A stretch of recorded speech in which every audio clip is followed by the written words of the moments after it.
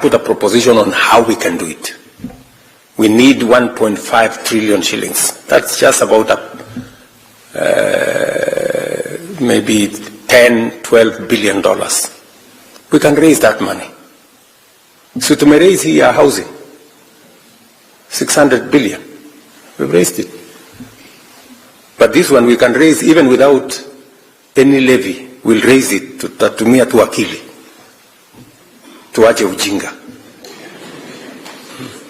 Tutumia akili. Mnanielewa? That's what we need to do. And we are going to do it. Not too far from now. I discussed it with the Emir of Qatar today on how we can create that partnership, because that's number one. Number two, we need to generate energy. We need to generate electricity. As I talk to you, we have 2,300 megawatts. The whole country. How much? 2,300. Tulienda na kimbelembele yetu tukaenda tukanegotiate na Microsoft na G42 tukanegotiate. You know, when I went for the trip, I went to the United States with Biden.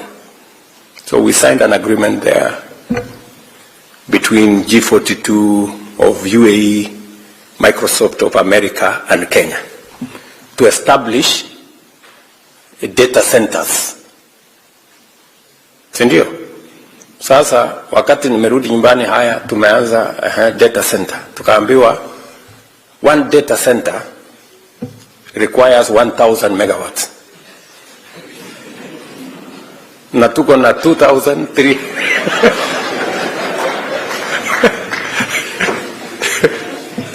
Tuko na 2,300 megawatts the whole country.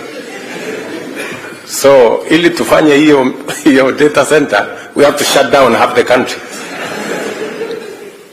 Unaona sasa? So we need to have, if we have to industrialize, if we have to engage in manufacturing, we need minimum 10,000 megawatts of energy. And we need it like yesterday. Today, in Kenya, jioni between 5 and 10 p.m., we have to do load shedding. We have to shut off some areas to be able to power other areas because our energy haitoshi. I was in Ethiopia last month. Tulienda kufungua dam hapo. That one dam is generating 5,400 megawatts. 2.5 times our whole power in Kenya. One dam. Mnaona si tuko na shida? Tuko na problem. So we have to. And we need about 1.2 trillion to do it. And we will find the money to do it. Mnanielewa? Yes. Otherwise, we will be left behind. Huyu is my technology advisor. AI, if we are left behind, tutakwama milele. So we cannot afford to be left behind this time. And AI is a huge consumer of energy. So we have to. And I have to tell you this. Simuliniambia, you are Kenya abroad. Yes, I have to tell you, because you have a stake in this. And then number 3, we have to invest in infrastructure. We need to extend the SGR from Naivasha to Uganda. We need minimum another 10,000 kilometers of tarmac so that you people can get home whenever you're going home. And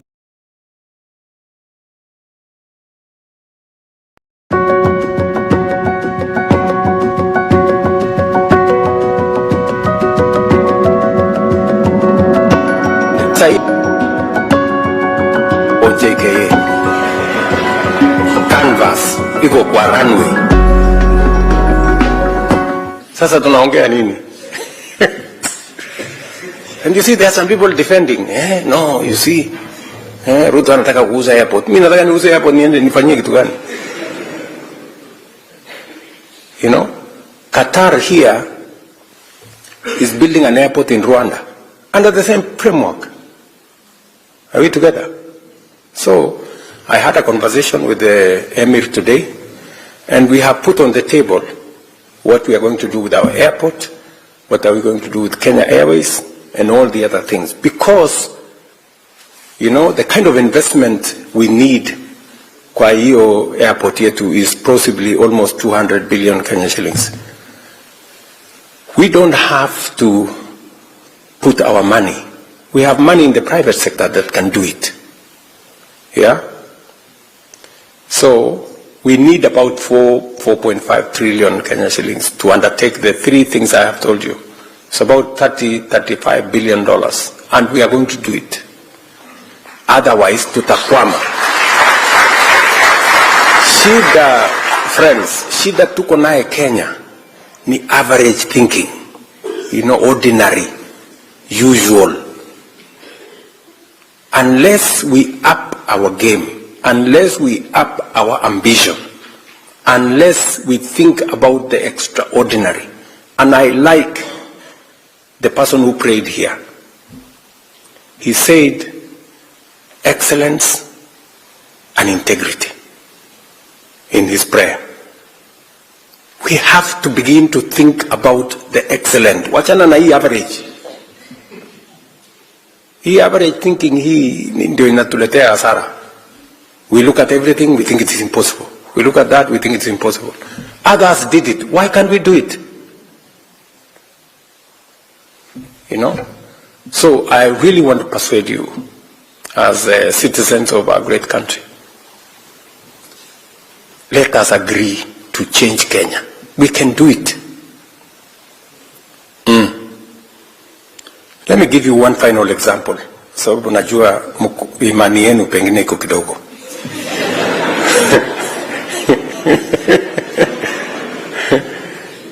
But you have seen this country is kama sio mafuta, you know. We have more assets than they do. Kama sio mafuta ama? Yes. You know, all these barabara, nini, housing, imepangwa. It's been built. See what it was there? All this you see here was not there 30, 40 years ago. But they've done it. Yeah. Ndio Waswahili wakasema ukiona vyaelea ujue vimeundwa. Yeah. So we need to unda our own. Ama? Let me give you an example. A final example. And I'm sorry if I am taking time, but I rarely get. Si mulikuwa mnanitafuta?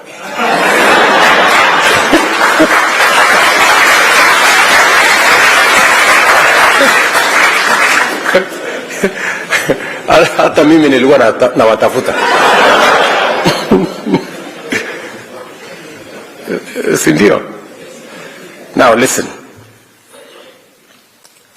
Why I'm telling you these things are possible. When I look at housing, look at what we have achieved. You know, in 2 years, just 2 years, you go to Mukuru, you go to Eldoret, you go to Nakuru, you go to Kisumu, you go to Migori, you go to anywhere. You know, things are happening. And it's just 2 years. Just imagine if we do this for 10 years. What about 20 years? You will not recognize Kenya in 20 years of this. But let me give you a much more pointed example. Investment is a function of savings. I am a scientist. I was told by the economists. The economists, that's what the economists say. I'm a scientist myself. I've become a good student of economics over time. So, as a country, unless we save, unless we have a good culture of saving, we cannot change our country. We cannot invest. And that is the reason why NSSF, which is the public saving entity, over the years has been, was never transformed. It's been like that for 40 years. And it's just small thinking. People refuse to think outside the box. So when we came into office with Uhuru Kenyatta, we decided we want to change this. What do countries do? Public saving, countries do a percentage of people's salary. For Kenya, we made a mistake and we put a static number, 200 shillings. Imagine up to 2023, 2 years ago, every public person and private person was saving 200 shillings at NSSF. Shilingi mia ngapi? Not $200, 200 shillings every month. Mtu anaana 100,000 analipa 200 shillings. Mtu anaana 200,000 analipa. Ndio mjue iko ujinga mingi hii dunia. So what happened? We were left behind. Uganda 20 years ago changed their contribution to percentage. 10% by the employer, 10% by the employee. Tanzania 20 years ago changed 10% employer, 10% employee. So today, Uganda has a bigger social security fund than Kenya. Tanzania have a bigger social security fund than Kenya. Yet, our economy is twice that of Uganda. Our economy is almost 1.5 times that of Tanzania. But they made the right decision before.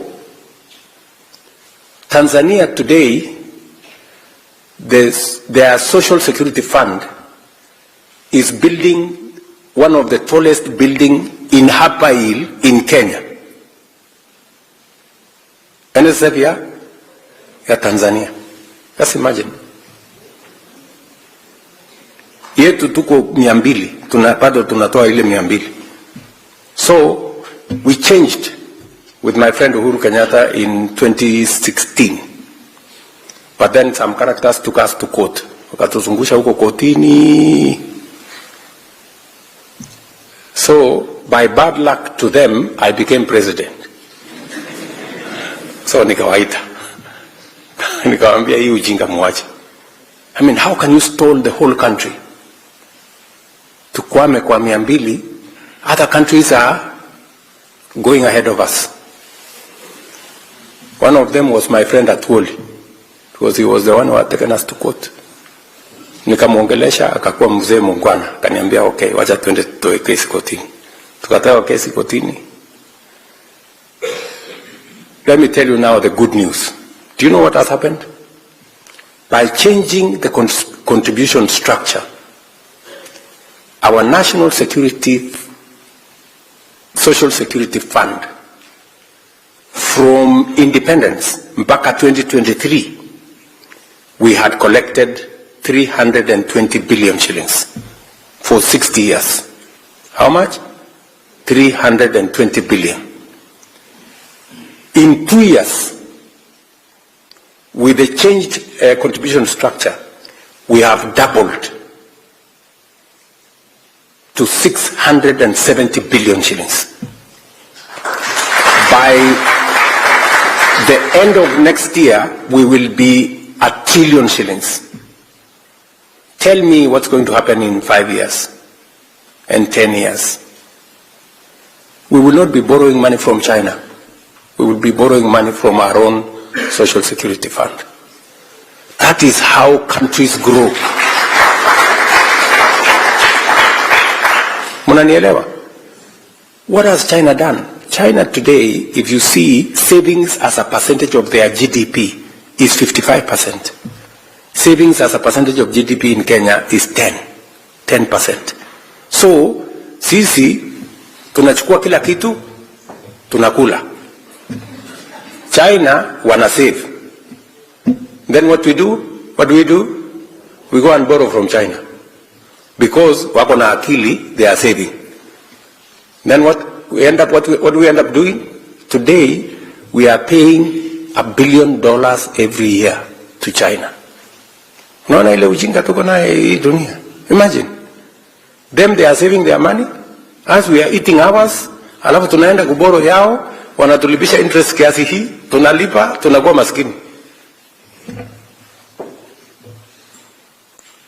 I have to tell you this.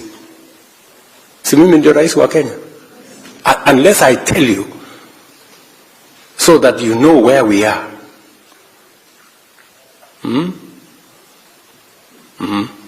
It's good for you to know. It is good. It's good for you to know. Yes. Because you know, hakuna haja ya kufichana. We have to tell each other the truth. So, we must stop this small thinking. I am very happy that now we are growing our own savings. Because of growing our own savings, interest rates will come down. Because we have enough patient money to lend. Our treasury bills will come down. Our treasury bonds will come down. We will have, a much more stable economy. That is how we'll change Kenya.